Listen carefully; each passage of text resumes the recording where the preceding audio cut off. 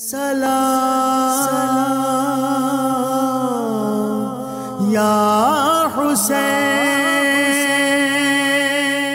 सलाम या हुसैन, सलाम। अल्लाहुम्मा सल्ली अला सय्यदिना व मौलाना मुहम्मदिन व अला आलिहि व सहबिहि व बारिक व सल्लिम। रब्बि श्रह ली सदरी व यस्सिर ली अमरी वहलुल उक़दतम मिन लिसानी यफ़क़हू क़ौली। अस्सलामु अलैकुम नाज़रीन, प्रोग्राम है सलाम शुहदाए करबला और मैं हूँ आपकी मेज़बान आयशा मुबश्शिर। नाज़रीन, तारीख़ इस्लाम गवाह है कि नबी करीम सल्लल्लाहु अलैहि वसल्लम ना सिर्फ़ अपने अहले बैत अतहार बल्कि अपने क़राबतदारों से हद दर्जा मोहब्बत रखते थे और उनके दर्द को अपना दर्द समझते थे। ग़ज़वा बद्र के बाद जब हज़रत अब्बास गिरफ़्तार करके लाए गए, अभी उन्होंने इस्लाम कबूल नहीं किया था, तो सारी रात आप बेड़ियों में जकड़े कराहते रहते। नबी करीम सल्लल्लाहु अलैहि वसल्लम जब उनकी आवाज़ सुनते बेचैन हो जाते और जब तक आपने उनको रिहा नहीं करवा लिया तब तक आपके दिल को सुकून नहीं आया। मगर इसी तरह वहशी जिसने आप सल्लल्लाहु अलैहि वसल्लम के अज़ीज़ चचा हज़रत हमज़ा अलैहिस्सलाम को बेदर्दी से कत्ल किया था, जब फ़तह मक्का के बाद वो इस्लाम ले आया तो आपने उसको कहा कि तू मेरे सामने मत आया कर, क्योंकि तुझे देख के मुझे अपने चचा की शहादत याद आती है। अब जिस नबी करीम को अपने कुराबतदारों से इतनी मोहब्बत है और उनकी तकलीफ़ से इतनी तकलीफ़ है, जब उनके अहले बैत अतहार को शहीद किया गया, उनके वजूद मुक़द्दसा को पायमाल किया गया, तो उनका क्या हाल होगा। नाज़रीन, शाम करबला आ चुकी है। शुहदा के लाशें पामाल किए गए और बेगोरो कफन पड़े रहे और मुखद्दरात अस्मत और तिफ़्ल जो अहले बैत अतहार के थे बीमार करबला असीर बना लिए गए। अब सवाल ये पैदा होता है कि क्या सफ़र हक़ तमाम हुआ या अभी कोई बाकी है जिसने अलम हुसैन बुलंद करना है, जिसने कलमाए हक़ अदा करना है। और क्या यजीद जीत गया? क्या उसने जो चाहा वो पा लिया? जो उसके हवारी थे, जो उसके सुपह सलार थे, जो फ़ौज अश्किया थी, क्या वो सब के सब मंजिल मकसूद को पहुँच गए? हरगिज़ नहीं। आज की इस नशिस्त में हम देखेंगे कि जब सरे मुक़द्दस इमाम हुसैन अलैहिस्सलाम सिरे नेज़ा चढ़ाया गया और जब सफ़रे असीरान का आगाज़ हुआ, तो ये सफ़र आखिर कहाँ मुंतज हुआ। इस सारी नशिस्त में आज हमें इज़्ज़त बख्शी है मोहतरमा प्रोफेसर नूरीत साहिबा ने। मैं आपको खुशामदीद कहती हूँ। शुक्रिया। उनके साथ तशरीफ़ फरमा है पाकिस्तान की मारूफ़ स्कॉलर मोहतरमा नादिया ख़ान साहिबा। मैं आपको भी खुशामदीद कहती हूँ।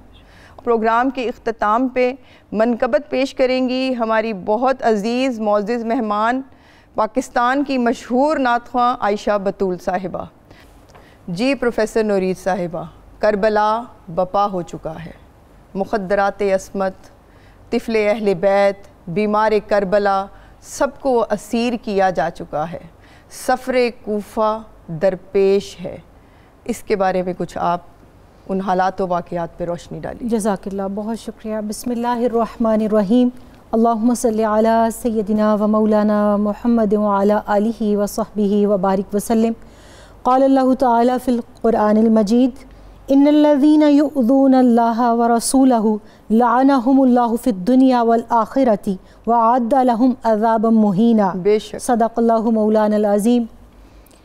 अल्लाह ताला ने कुरान करीम में ये वाक़या जो करबला पेश आया 61 हिजरी के आगाज़ में पेश आया। बिल्कुल ऐसा। और कुरान करीम का नुज़ूल रसूल रहमत सल्लल्लाहु अलैहि वसल्लम की ज़ाहिरी उम्र अनवर के आखिरी साल जब खुतबा हज्जतुल विदा के मौके पर सूरह माइदा की आखिरी आयत करीमा नाजिल हुई, तो उस वक़्त तक 23 साल के अरसे में मुकम्मल हो चुका था। मगर कुरान पाक में कई जगह अल्लाह ताला ने اللہ اور اس کے رسول صلی اللہ علیہ وسلم کا تذکرہ اکٹھا کر کے رہتی دنیا تک کے لیے جو نظام دیا، اس میں بتا دیا کہ میری اطاعت رسول صلی اللہ علیہ وسلم کی اطاعت، یہ ایک ہی اطاعت ہے، اور جو مجھ سے محبت کا دعوے دار ہے قُلْ إِن كُنتُمْ تُحِبُّونَ اللَّهَ فَاتَّبِعُونِي يُحْبِبْكُمُ اللَّهُ، یہاں اس آیہ کریمہ کے اندر جہاں محبت والوں کے لیے پیمانہ طے کر دیا، وہاں دشمنان اللہ، دشمنان رسول صلی اللہ علیہ وسلم اور دشمنان حق جو اہل حق تھے ان کے لیے بھی اللہ نے پیمانہ مقرر کر دیا، اور اللہ نے ارشاد فرمایا بے شک جو لوگ اللہ اور اس کے رسول صلی اللہ علیہ وسلم کو اذیت پہنچاتے ہیں ان پر دنیا اور آخرت میں اللہ کی لعنت ہے اور ان کے لیے ذلت آمیز عذاب ہے۔ اب اس آیہ کریمہ کے بعد سورہ احزاب آیت نمبر 57 ہے، اور کئی جگہ پر اللہ تعالیٰ نے اسی طرح کے مضمون کی آیات جو ہیں اتاری ہیں۔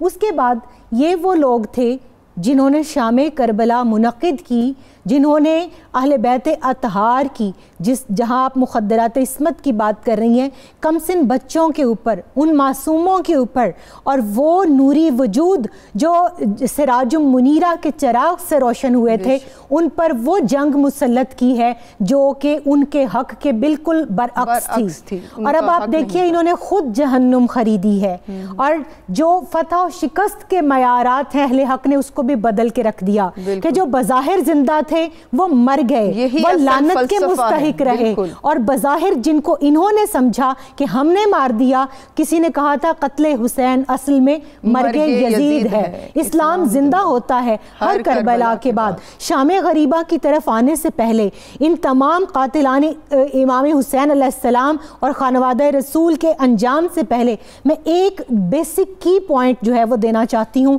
جو کہ اللہ تعالیٰ نے نظام کے طور پر اس دنیا میں مکافات عمل کی صورت میں متعین کیا ہے۔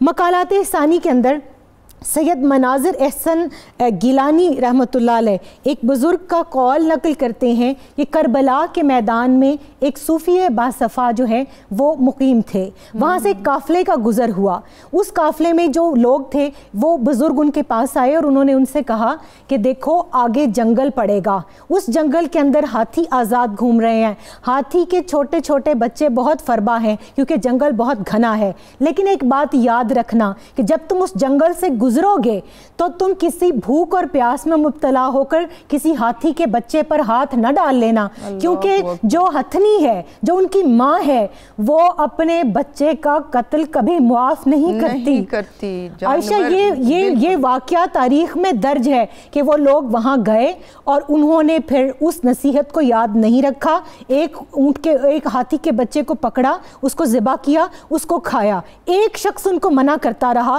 اور ان کو کہتا رہا کہ اس بزرگ کا قول، اس صوفی کا قول یاد کرو، وہ سب بھلا کر کھا پی کر اور عیش و طرب کی محفل منعقد کر کے بالکل کوفیوں کی طرح، یزیدیوں کی طرح جب سو گئے تو وہ ہتھنی اپنے بچے کے خون کی بو سونگتی، کیونکہ ہاتھی کی قوت شامہ بہت تیز ہوتی ہے، تو کائنات کا نظام اللہ نے جانوروں کے ذریعے سکھایا کہ وہ ہتھنی سونگتی سونگتی وہاں پہنچی، وہ شخص بھوک کی وجہ سے جس نے گوشت نہیں کھایا تھا وہ جاگ رہا تھا، ہتھنی سب سے پہلے اس کے پاس آئی، اس نے اپنی سونٹ سے اس کے پہلے منہ کو سونگا، پھر اس کے پیٹ کو سونگا، پھر اس کو چھوڑ دیا، اور اس کے بعد ایک ایک شخص کو اپنی سونٹ میں لیتی اور اس کو زمین پر پٹک کر اپنے پاؤں سے مسل دیتی۔ تو وہ اہل مدینہ جن کے لیے حدیث رسول صلی اللہ علیہ وسلم تھی کہ جس نے اہل مدینہ کے ساتھ بری نیت اور برائی کا ارادہ بھی کیا، اللہ اس کو اس طرح برباد کر دے گا، اس طرح پگھلا دے گا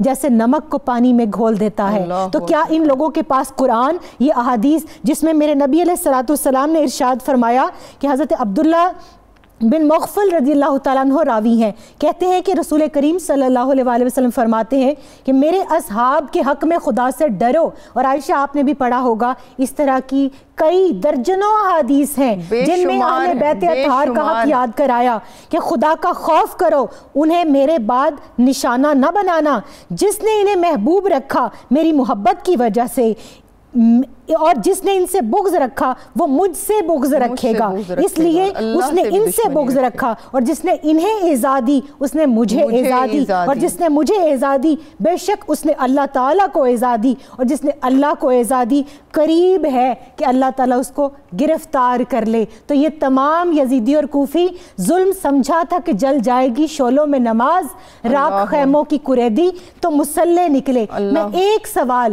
آج پوچھنا چاہتی ہوں کہ اے تشنگان خون جوانان اہل بیت، دیکھا کہ تم کو ظلم کی کیسی سزا ملی؟ رسوائے خلق ہو گئے، برباد ہو گئے، مردود تم کو ذلت ہر دو سرا ملی، اور تم نے اجاڑا حضرت زہرا کا بوستان، تم خود اجڑ گئے، تمہیں یہ بد دعا ملی، اور دنیا پرستو دین سے منہ موڑ کر تمہیں دنیا ملی، نہ عیش و طرب کی ہوا ملی، اور آخر دکھایا رنگ شہیدوں کے خون نے، سر کٹ گئے امانہ تمہیں ایک ذرا ملی، اور پائی ہے کیا نہیں انہوں نے بھی کیا سزا، دیکھیں گے وہ جہیم میں جس تم سزا ملی۔ دنیا میں تو جو مکافات عمل ہوا سو ہوا، ابھی ان کا آخرت کا انجام باقی ہے۔ بالکل نادیہ صاحبہ جیسے کہ انہوں نے کہا کہ آخرت ابھی ان کی باقی ہے۔ دوران سفر اور سفر کے آغاز سے لے کے یزید کے دربار تک پہنچنے میں جو شکی القلبی کی گئی اور جن جو ہیں لوگوں نے ان کی مدد کی، اس کے بارے میں اگر آپ کچھ بتائیے۔ بسم اللہ الرحمن الرحیم، اللہم صلی علی سیدنا و مولانا محمد وعلی آلہ وصحبہ وبارک وسلم۔ عائشہ، اس کے بعد مصائب و علام کی ایک بارش تھی، ایک برسات تھی جو ٹوٹ کر برسی، جو بچ گئے ان پر، اور جو جا چکے وہ تو اپنے رب سے ملاقات کر چکے، اور اللہ کے حکم سے، امر سے، اللہ کے حضور اور حضور علیہ السلام اور اپنے بابا اور علی المرتضیٰ اور فاطمہ الزہرا سلام اللہ علیہا سے ملاقات کر چکے۔ اب باقی رہے سیدہ زینب، امام زین العابدین اور چند ان کے ساتھ جو اصحاب تھے، سیدہ سکینہ وہ بھی ساتھ ہی تھیں۔ آپ معصوم تھیں، آپ امام حسین علیہ السلام سے بڑی محبت کرتی تھیں، اور جب ان کے سینہ اقدس پہ سویا کرتی تھیں، اور وہ اپنی آنکھوں سے اس بابا کو کہ جو روزانہ رات کو اپنی بیٹی کو سینے پہ لٹا کر لوری سنایا کرتے تھے اور سر پر ہاتھ پھیرا کرتے تھے، جب شہادت کا وقت قریب تھا تو آپ نے کہا تھا زینب اس کے سر پر ہاتھ پھیرتی رہنا، کیونکہ اس کو نیند نہیں آتی اپنے بابا کے سینہ کے بغیر۔ وہ سکینہ کہ جو اپنے بابا کا چہرہ نہیں، اب وہاں پہ میدان سجا ہے کس کا؟ لاشوں کا، اور حضور علیہ السلام کی عطرت کا تھا، اور پھر خیموں کو جلایا گیا، ننھے رخسار کو، بالکل، اور ان بے سر و سامانی کا عالم چادریں تک چھین لی گئی، اور اوپر لینے کے لیے تو دور کی بات، لباس تک نوچنے کے لیے وہ وہاں پہ کھڑے موجود تھے، اور جو ہتھ کنڈے اور وہ پاک بیبیاں کہ جب ملائکہ آئے تو ادب سے سر جھکائیں، ان کے در پر ان کو اسیر کر دیا۔ سیدہ زینب سلام اللہ علیہا کے جب ہاتھ پیچھے باندھے تو آپ امام زین العابدین اور سیدہ سکینہ جب آپ کو لے کے جا رہے ہیں اس قافلے کو وہاں سے، اور آپ کے بھائی کی لاش ادھر، اور جو آپ کا تڑپ گئی، بالکل آپ تڑپ گئی، ادھر پڑی ہے، اور پھر اس کی بے حرمتی کہ اسے بالکل بیابان میں اکیلا چھوڑ دیا گیا، اس لاش کو، اس جسم اقدس کو کہ جس کو خود حضور علیہ السلام نے اپنے کندھوں پہ سوار کیا، اور اس سر کو جس کو حضور علیہ السلام نے جس پہ لا تعداد بوسے دیے، اس کو نیزے پہ لٹکا دیا، نیزے پہ، اور یوں چل رہا ہے قافلہ۔ سیدہ سکینہ اور آپ امام زین العابدین کو کبھی پیچھے کرتی ہیں، کبھی آگے کرتی ہیں۔ لوگ کہتے ہیں جس طرح امام حسین علیہ السلام کا صبر تھا، اسی طرح سیدہ زینب سلام اللہ علیہا کا صبر تھا، اور ان گھڑیوں میں، ان لمحوں میں جب آپ رخصت کرتی ہیں اپنے بھائی کو، تو آپ اس وقت میں ایک بڑے تاریخ ساز جملے کہتی ہیں۔ آپ کہتی ہیں کہ میں نے بابا سے سنا تھا کہ صدقہ دیں تو مصیبت ٹل جاتی ہے۔ یہ وہ الفاظ ہیں کہ کوئی ماں ان الفاظ کو سن کے تو اپنے دل پہ ہاتھ رکھے اور اپنے بھائی سے اس طرح قربان کریے. کہتی ہیں کہ ہمارے پاس تو کوئی ساز و سامان نہیں حسین, تو ایسا کرتے ہیں انہوں محمد کا صدقہ دے دیتے ہیں تاکہ مصیبت ٹل جائے. اس وقت میں آپ کے یہ جملے اور حضرت امام حسین علیہ السلام سے محبت, پھر اس سفر میں وہ محبت اور سر نیزے پہ ہے, آگے آگے سر ہے. سیدہ سکینہ روتی ہیں, مسلسل اپنے بابا کو دیکھ دیکھ کر رو رہی ہیں. امام زین العابدین کی آپ حفاظت کر رہی ہیں. سیدہ سکینہ کی کرتی ہیں, راستے میں چلتے جاتی ہیں تو عائشہ اسیر تھے, قیدی تھے, اور لوگوں کو وہاں اعلان کروایا جاتا تھا کہ یہ باغی ہے, یہ باغی ہے. اور وہاں پہ سیدہ زینب سلام اللہ علیہ کی سچویشن یہ تھی کہ ہاتھ پیچھے بندھے تھے, لوگ پتھر برساتے تھے, اور جو پتھر برساتے ہیں تو جب آپ کے ہاتھ بندھے ہو نا, ہم یہ بیٹھے ہوئے ہیں نارمل, یہ نارمل جب ہمارے منہ پہ کوئی چیز پھینکتا ہے تو سب سے پہلے ہم اپنا چہرہ چھپاتے ہیں. تو سیدہ زینب سلام اللہ علیہ اپنا سر آگے کرتی تھی اور سیدہ سکینہ اور امام زین العابدین کو بچاتی تھی. آپ کے سر پر اتنے زخم تھے, اتنے زخم تھے کہ جب آپ مدینہ پہنچی تو آپ کے بھائی محمد بن حنفیہ نے آپ کو پیار دیا. آپ نے کہا بھائی میرے سر کو ہاتھ نہ لگا, میرا سر بڑا زخمی ہے, میں نے سکینہ اور زینب کو بچایا ہے ان لمحوں میں. بے شک نادیہ صاحبہ, ابتلا ختم نہیں ہوئی بلکہ زینب سلام اللہ علیہ کی ابتلا کا آغاز ہوا. ایک مختصر سا وقفہ لیں گے. پروگرام ہے سلام شہدائے کربلا. میں ہوں آپ کی میزبان عائشہ مبشر. سلام یا حسین, سلام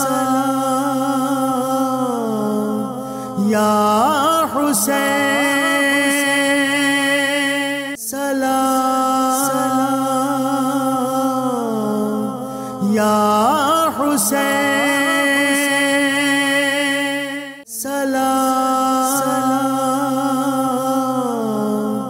یا حسین,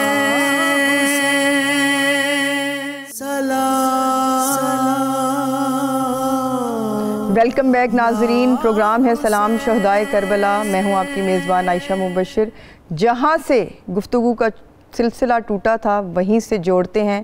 پروفیسر صاحبہ, جب یہ سفر کا آغاز ہوا, ہر کوئی تاریخ, کتب تاریخ بھری پڑی ہیں کہ کس طرح سے اس سفر کو آپ نے سیدہ زینب سلام اللہ علیہ نے تمام اسیران کے ساتھ طے کیا, اور راستے میں لوگ ملتے رہے جو دیکھتے رہے کہ کوئی سوچتا رہا کہ یہ باغی ہیں, کوئی سوچتا رہا کہ یہ جانے کون ہیں. اب آپ یہ بتائیے کہ اس وقت جب یہ خبر اہل مدینہ و مکہ تک پہنچی تو ان کا کیا رد عمل تھا؟ یہ تو کوفیوں کا حال تھا, مگر ادھر بھی خبر پہنچی. یہ موڑ ہے کیونکہ علامہ نے کہا تھا حدیث عشق دو بابست کربلا و دمشق, یکے حسین رقم کر دو دیگر زینب. کہ اگر ہم کربلا کو دیکھیں تو اس کے بنیادی دو ابواب ہیں کہ پہلے باب کے جو امام اور سالار ہیں وہ امام علی مقام علیہ السلام ہیں, اور دوسرا جو مرحلہ ہے اس کی سالار چاہے جائے کہ وہ خاتون ہیں مگر وہ خاتون کربلا ہیں. اور انہوں نے امام وقت کو سیدنا امام زین العابدین علیہ السلام کو جو بیمار تھے, اور امام حسین علیہ السلام نے امانت داری کی ذمہ داری سونپی تھی سیدہ زینب کو, ان کو بھی بچانا. پھر وہ مخدرات عصمت جو بیویاں تھیں اب وہ بیوہ بن چکی ہیں, جو بچیاں تھی وہ یتیم ہو چکی ہیں, یہ جو گھر والے تھے یہ بے گھر اور مسافر اور غریب الوطن ہو چکے تھے, اور ان کو جس طرح اسیر کر کے کوفہ اور دمشق کے بازاروں سے گزارا گیا وہ تکلیف دہ مراحل, ان کا تو بیان میں سمجھتی ہوں کہ شاید ہمارے پاس اس تکلیف کو بیان کرنے کے لیے الفاظ ہی نہیں ہے. مگر کلیجہ پھٹ جاتا ہے جس وقت مدینہ میں ان کی آمد کی اطلاعیں مدینہ کے لوگوں کو ملتی ہیں. اس وقت میں حضرت ام لقمان رضی اللہ تعالی عنہا جو حضرت عقیل علیہ السلام کی بہن تھیں, وہ اپنی جو ہے وہ رشتہ دار خواتین کے ساتھ ان کے استقبال کو جب نکلتی ہیں, اور سیدنا امام زین العابدین کی نظر جب روضہ رسول صلی اللہ علیہ وسلم پہ پڑتی ہے تو میں خود ایک ماں ہوں, اور ہم دیکھتے ہیں بچہ گرتا ہے تو وہ اس وقت تک نہیں روتا جب تک ماں نہ دیکھ رہی ہو، لیکن جب ماں کی اس پر نظر پڑ جائے اور اس کی ماں پر نظر پڑ جائے وہ رو پڑتا ہے۔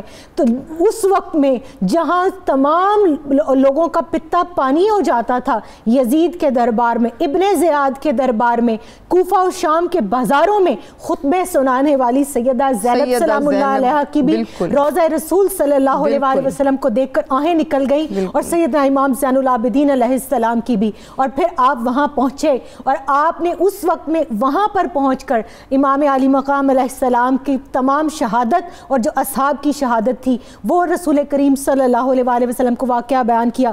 مگر جو دوران سفر بھی جو واقعات رونما ہوئے، اگر ہم ان کو ایک جو ہے وہ نظر تھوڑی سی ان کے اوپر ڈالیں تو ہمیں پتہ چلتا ہے کہ قدرت نے اپنا انتقام کبھی جو ہے وہ معاف نہیں کیا۔ کیوں؟ اللہ تعالیٰ کے نظام کو بچانے جو نکلے تھے کہ کس طرح ممکن تھا کہ اللہ تعالیٰ اپنے بندوں اور اپنے اولیاء کی جو ہے وہ اس گستاخی تو ایک طرف رہ گئی کہ جو دشمنی تھی اس کو معاف کر دیتا۔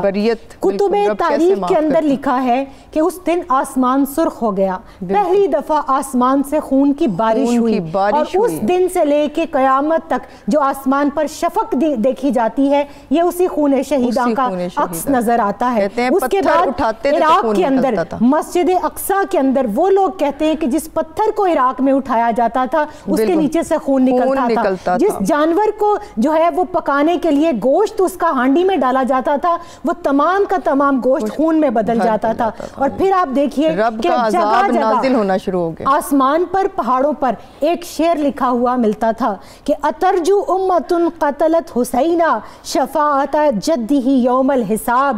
یہی شعر حضرت ام لقمان رضی اللہ تعالی عنہا نے بھی پڑھا۔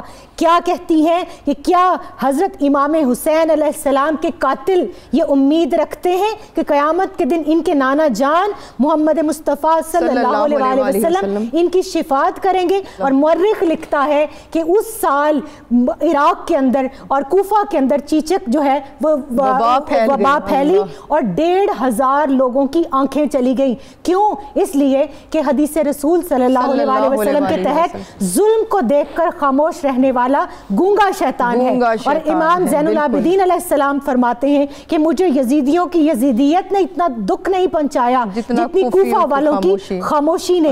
ثابت ہوا کہ ظلم کو دیکھ کر چپ رہنے والا بھی ظلم کا تائیدی ہے اور اس کو گونگا شیطان کہا گیا ہے۔ اور حضرت غوث اعظم سرکار رضی اللہ تعالیٰ عنہ فرماتے ہیں کہ جب اللہ کے کسی ولی کے ساتھ دشمنی مول لی جائے، اس کی اہانت کی جائے تو ولی تو معاف کر دیتا ہے مگر اللہ معاف نہیں کرتا۔ تو یہ کس طرح ممکن تھا؟ اللہ کا وعدہ ہوتا، رسول اکرم صلی اللہ علیہ وسلم کی حدیث ہوتی اور 70,000 افراد جو ہیں وہ بدلے کے لیے اور قدرت کے انتقام کے لیے چنے نہ جاتے۔ اور وہ تاریخ لکھتی ہے کہ 45,000، بعض میں 35,000، بعض میں 26,000 جو ہے فوج اشکیا کے وہ لوگ تھے جو میدان کربلا میں اپوننٹس تھے۔ ادھر کتنے تھے؟ not more than 350۔ جو ادھر ادھر سے بھی آ کے قبیلوں سے لوگ ملے 180 سے 190 کے قریب تو وہ تھے جو مدینہ سے چلے۔ تو یہ اگر ان کا ریشو دیکھا جائے تو یہ ریشو ایک کے مقابلے میں کم و بیش 50 لوگ تھے۔ تو ایک کے بدلے میں جب 50 مقابلے پر اترے تھے تو ان کے اندر یزید بھی تھا، ان کے اندر شمر بھی تھا، ان کے اندر خولی بھی تھا، ان کے اندر عمر بن سعد بھی تھا، حکیم بن طفیل، سنان بن انس، حرملہ بن کاہل، عمر بن حجاج، عمر بن سبی، زید بن رکاد اور حارث جس نے پسران امام علی مقام علیہ السلام حضرت مسلم بن عقیل کو شہید کیا۔ سلام یا حسین، سلام یا حسین، سلام یا حسین،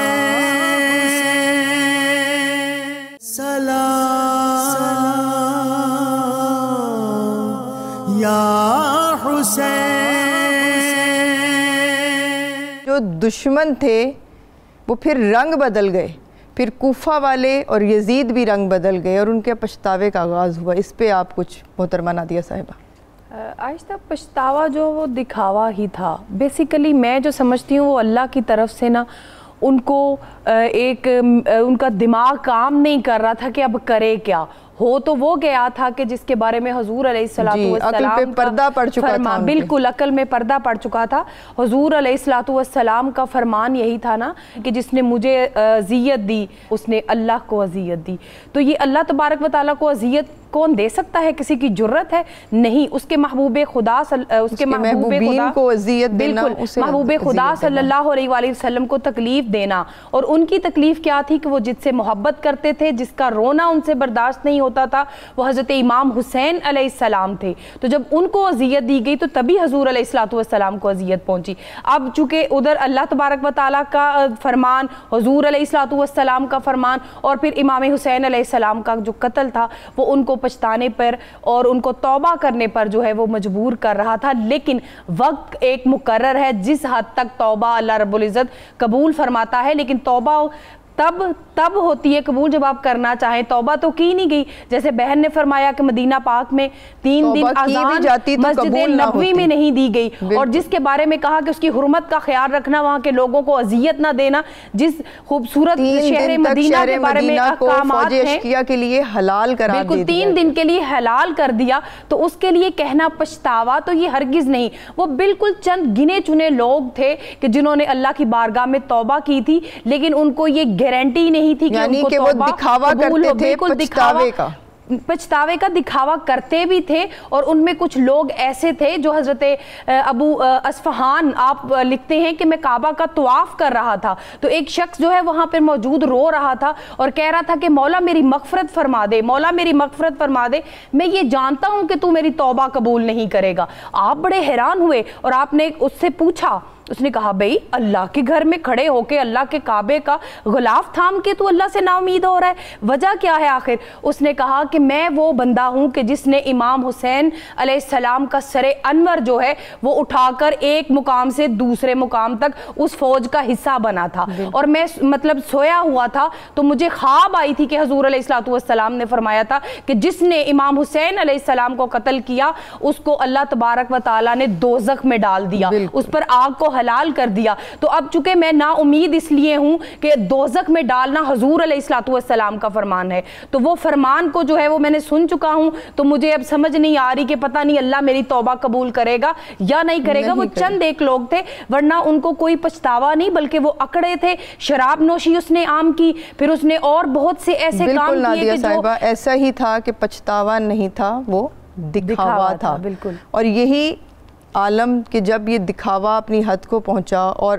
پھر اس سے بھی پہلے سیدہ زینب سلام اللہ علیہا کے خطبات, سیدنا امام زین العابدین علیہ السلام کے خطبات, تو یزید کے دربار میں یزید کے خلاف نفرت پھیلنے لگی. اس کے بارے میں کچھ بتائیے. دیکھیے کام جیسے بات ہو رہی تھی کہ وہ ہو گیا تھا کہ جو وہ ان کے ہی خلاف چلا گیا. وہ جو گڑھا انہوں نے کسی کے لیے, ان کے اہل بیت اطہار کے لیے کھودنے کی کوشش کی تھی, یہ خود تمام کے تمام اس گڑھے میں گرتے گئے. اور ان کا جو انجام تھا وہ قدرت نے زمین و آسمان پر رہتی دنیا تک لوگوں کو دکھانا تھا. کیونکہ اگر امام علی مقام علیہ السلام کو ہم کہتے ہیں نا کہ سر داد نہ داد دست در دست یزید حقا کہ بنا لا الہ است حسین, تو جب بنا لا الہ دکھائی جا رہی تھی تو پھر دین کے دشمنوں کا چہرہ ڈھکا رہ جاتا. یہ منشاء ایزدی کے خلاف تھا. اللہ تعالیٰ نے اس وقت کے اندر ان تمام لوگوں کو ان کے چہروں کو بے نقاب کرنے کے لیے, جیسے بات توابین کی ہو رہی تھی, تو وہ بہت گنے چنے چند لوگ تھے, زیادہ وہ لوگ تھے جو اپنے ہی وشز سرکل کے اندر دوبارہ سے گر کر ان گڑھوں کے اندر گر رہے تھے. ایک پر ایک برا عمل, اللہ رب العزت نے ان کے لیے ہدایت رکھی ہی نہیں تھی, ان کے لیے دروازے بند تھے. بلکہ ایک شخص ایسا تھا کہ جس نے وہ اپنے کچھ اصحاب کے ساتھ بیٹھا فخر و مباحات کر رہا تھا کہ بھئی میں نے تو سنا ہے کہ کوئی بھی اس فوج اشکیا کا بندہ بچا نہیں, لیکن مجھے تو کچھ نہیں ہوا. ابھی یہ بات کہنا تھی کہ چراغ گل ہوا, اس نے وہ اٹھا, اس چراغ ٹھیک کرنے لگا, اس کے کپڑوں کو آگ لگی. تمام لوگوں نے اس کو بچانے کی کوشش بھی کی, مگر وہ اسی آگ میں جل کر اس دنیا کے اندر نار جہنم کا ایک جو ہے وہ تماشا بن کے اور ایک مقام عبرت بن کے ہمارے سامنے آیا. پھر حارث کا ذکر دیکھیے, ہم اپنے پچھلے پروگرامز میں بھی کر چکے ہیں کہ میں سمجھتی سکتی ہوں ایک ایک کا تذکرہ دیکھیں. آپ شمر کا دیکھ لیجئے, ابن زیاد کا دیکھ لیجئے, 6 سال کے بعد اسی جگہ پر وہیں اسی طرح اس کو مختار ثقفی اس نے ابن زیاد کا سر قلم کیا, اسی طرح اس کے جسم پر گھوڑے دوڑائے, اسی طرح اس کا سر اسی کسی کا مکافات پر رکھا. اور پھر آپ دیکھیے یہ تو یہ بات ہے, حارث کو جب پانی میں ڈالا گیا پانی نے قبول نہیں کیا, جب اس کو زمین میں گاڑا گیا زمین نے اگل دیا, نہیں قبول کیا, بالآخر آگ لگائی گئی. حرملہ کی آپ بات کیجئے, حضرت علی اصغر علیہ السلام کا جس نے تیر چلایا, شعبہ تیر, اس کو اللہ تعالیٰ نے کس طرح نشان عبرت بنایا. اس کو اپنے پیٹ کی طرف سے جو ہے وہ گرمی لگتی تھی اور کمر کی طرف سے اس کو ٹھنڈ لگتی تھی, پیچھے آگ جلائی جاتی تھی, آگے برف رکھی جاتی تھی, اور مسلسل پانی پیتا تھا, برف کھاتا تھا. اس کے باوجود نہ اس کی تکلیف کم ہوتی تھی اور نہ اس کی اذیت میں جو ہے وہ رتی برابر کمی آتی تھی, بلکہ بڑھتی جاتی تھی, اور آخر میں دودھ اور ستو ملا کے پی کر پھٹ گیا اور مر گیا, اور اس کی لاش کو بھی جلایا گیا. یہ تو چند واقعات ہیں. آپ دیکھیے مسلم بن عقبہ جس نے مکہ کے اوپر مدینہ منورہ کے اوپر چڑھائی کی تھی, جس نے وہ مخدرات عصمت جن کی عصمت دری کی تھی, 700 صحابہ کرام رضوان اللہ علیہم اجمعین جن کی جو حفاظ کرام تھے, جو علماء تھے, جو فقیہان مدینہ تھے, جو ائمہ تھے, ان کے خون سے اپنے ہاتھوں کو رنگا تھا. مسجد نبوی میں گھوڑے باندھے تھے 3 دن تک. صحابی رسول صلی اللہ علیہ وسلم حضرت سعید بن مسیب جن کو اکابر جو ہے وہ تابعین کے اندر شمار کیا جاتا ہے, وہ وہاں پر موجود رہے, ان کو اذیت دی. حضرت ابو سعید خدری رضی اللہ تعالیٰ عنہ کی داڑھی مبارک جو ہے وہ اس نے نچوا دی تھی. اس شخص کا انجام یہ ہوا کہ اس نے جب ایک عورت اس کے پاس آئی, اسی 3 دن کے دوران اس نے کہا میرے بیٹے کی جان بخشی کر دو. اس نے کہا اچھا جان بخشی کر دوں. اس بچے کا سر قلم کیا اور اس کی ماں کی گود میں رکھ دیا. کہا کیا تو اپنی جان کا شکر نہیں کرتی کہ تو زندہ ہے؟ اس عورت نے بد دعا دی, اور وہی شخص وہ مسلم اس طرح سے واصل جہنم ہوا کہ اس کے بعد اس کو جب دفنایا گیا اس عورت نے کہا اس کو میں آگ لگاؤں گی, میں نے یہ منت مانی ہوئی ہے. جب اس کی قبر کو کھولا گیا ایک اژدہا پاؤں کی طرف سے ڈس رہا تھا, ایک سر کی طرف سے ڈس رہا تھا. پھر اس نے دعا کی باری تعالیٰ یہ میرا شکار ہے, اس نے مجھے اذیت دی ہے, تو اس اژدہے کو جو ہے اس سے پیچھے ہٹا, میں اس کو اپنے ہاتھوں سے آگ لگاؤں گی. اور پھر اس نے لکڑی لے کر پہلے ایک اژدہے کو ہٹایا, پھر دوسرے کو ہٹایا, اور پھر اس کو آگ لگائی. تو یہ اس طرح کے ایک نہیں, سینکڑوں نہیں, ہزاروں واقعات ایسے ہیں کہ اللہ نے اس زمین پر اپنا نظام نافذ کر کے دکھا دیا. کیوں؟ اس لیے کہ وہ اللہ کا نظام ہے. ما تری فی خلق الرحمن من تفاوت, اللہ تعالیٰ کسی کا ذرہ برابر بدلہ نہیں رکھتا, نہ اس دنیا میں, وہ سب سے بڑا منصف ہے, اور خون حق بھی کبھی رائے گا نہیں جاتا. یہاں تھوڑا رکتے ہیں, بریک لیتے ہیں. پروگرام ہے سلام شہدائے کربلا, میں ہوں آپ کی میزبان عائشہ مبشر. سلام یا حسین, سلام یا حسین, سلام یا حسین, سلام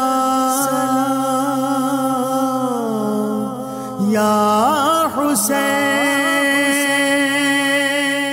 اس پروگرام میں ہم نے آپ کو احادیث کے حوالے سے, قرآن کے حوالے سے اور اسوہ اہل بیت اطہار کی نسبت سے ایک بڑا مضبوط پیمانہ دیا ہے. اس پیمانے پہ اپنے ہر عمل کو پرکھیں, اپنے ماحول کو پرکھیں, اپنے معاشرے کو پرکھیں, اور پھر اپنی زندگی کے مقصد کا تعین کریں. میں شکر گزار ہوں اپنی مہمان آنے گرامی کا کہ انہوں نے اتنی خوبصورت نشست یہاں پہ ہمارے ساتھ کی اور ہمیں بہترین جو ہے اپنے علم سے نوازا. پروگرام کے اختتام پہ میں درخواست گزار ہوں محترمہ عائشہ بطول صاحبہ سے کہ وہ اہل بیت اطہار کی خدمت اقدس میں منقبت پیش کریں. روشنی روشنی اب دے رہی ہے کربلا, روشنی روشنی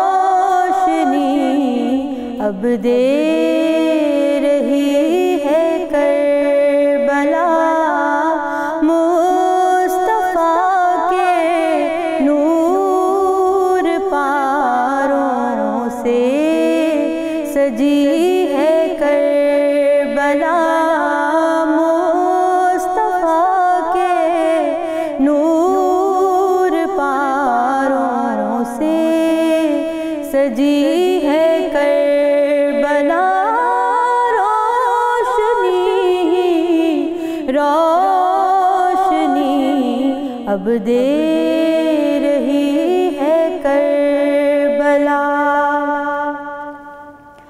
آل احمد نے کھلائے خون سے تازہ گلاب، آل احمد نے کھلائے خون سے تازہ گلاب، خلد کا نقشہ جبھی تو بن گئی ہے کربلا، خلد کا نقشہ جبھی تو بن گئی ہے کربلا۔ روشنی روشنی اب دے رہی ہے کربلا۔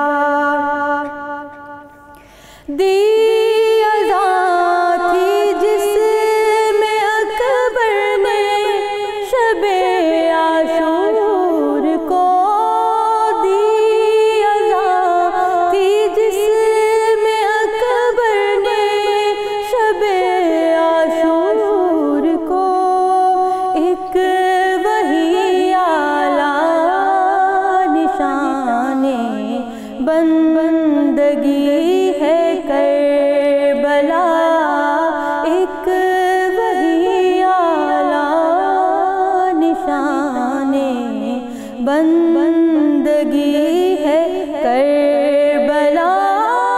روشنی روشنی اب دے رہی ہے کربلا۔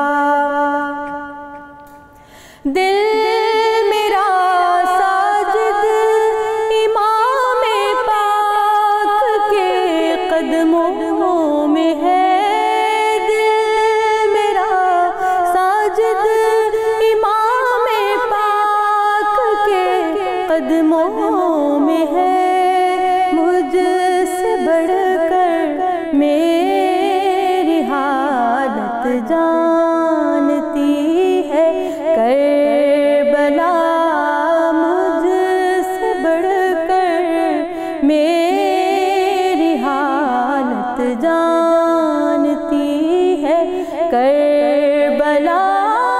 روشنی روشنی اب دے رہی ہے کربلا، مصطفیٰ کے نور پاروں سے سجی ہے کربلا۔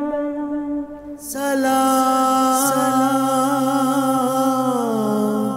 یا حسین، سلام یا حسین۔